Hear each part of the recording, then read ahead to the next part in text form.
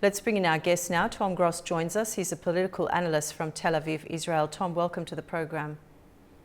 Hello, good to be with you. So despite diplomatic engagement, we continue to see military incidents and tension on the ground. How fragile is the current ceasefire environment really at this stage?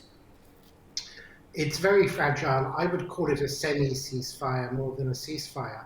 The problem is there's a disconnect. As your correspondent just alluded to, the talks in Washington, which are going relatively well, are between the Israeli and Lebanese governments. The fighting is between Israel and the Hezbollah militia, which is not answerable to the Lebanese government. It's answerable to the Islamic regime in Tehran. It's in effect a subsidiary of the Iranian Revolutionary Guards, part of the Iranian regime.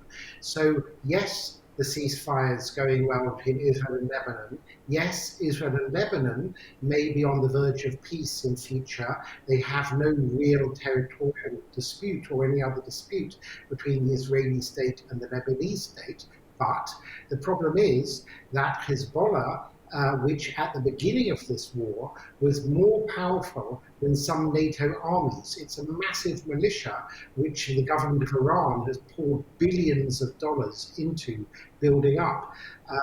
That militia has fired thousands and thousands of rockets at civilians in Israel, and that's what's led Israeli troops to enter southern Lebanon to try and take on Hezbollah and dismantle their infrastructure and their rocket supplies and their rocket launchers, some of which are buried under civilian infrastructure. For example, just a few days ago, Israel discovered a massive Hezbollah rocket arsenal buried underneath a school in southern Lebanon. And to remind people, those rockets are used to fire at civilians all over northern Israel. So the ceasefire is fine between Israel and Lebanon, but Hezbollah remains a problem.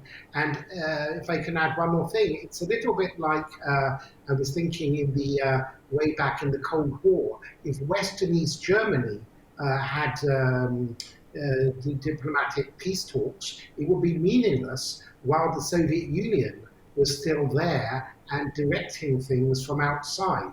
You know, as long as the Iranian regime is in place, it's very hard to establish a long-lasting peace between Israel and Lebanon. Okay, so from Israel's perspective, Tom, what are the key security objectives in these talks with Lebanon? Well, to stop missile attacks. I mean, even last week, there were attacks that got through into northern Israel. 3 people were severely injured 2 days ago in a car park in a town in northern Israel. Thousands and thousands of rockets have been fired at Israel. The only reason there aren't more fatalities is because Israel has invested enormous amounts in missile defense and underground bomb shelters. But even now, thousands, tens of thousands of Israeli civilians can't return to their homes. To remind people, there was a UN resolution in place. And then on October 8th, 2023, one day after Hamas committed the October 7 attacks on Gaza, on southern Israel, at the orders of Iran, Hezbollah launched attacks on northern Israel, sending, in the last 3 years, tens of thousands of rockets into northern Israel.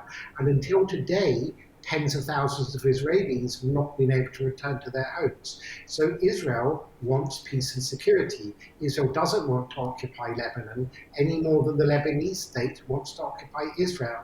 And indeed, I'm pretty sure that if, and it's a big if, the Iranian regime collapses, which it might as a result of the Iran-US war, then I'm pretty sure we'll quickly see Hezbollah collapse and basically become just a disarmed, normal, politicized movement rather than a militia. And I'm pretty sure that Lebanon will join the Abraham Peace Accords, and Israel and Lebanon can have a good future. There are no proper disputes between Israel and Lebanon. It's not like Israel and the Palestinians, where there is an intractable dispute about territory and land between Israelis and Palestinians. There is no such intractable dispute between Israelis and Lebanese. Tom, thank you so much for joining us. Thank you for your analysis and time today. You're welcome. Bye.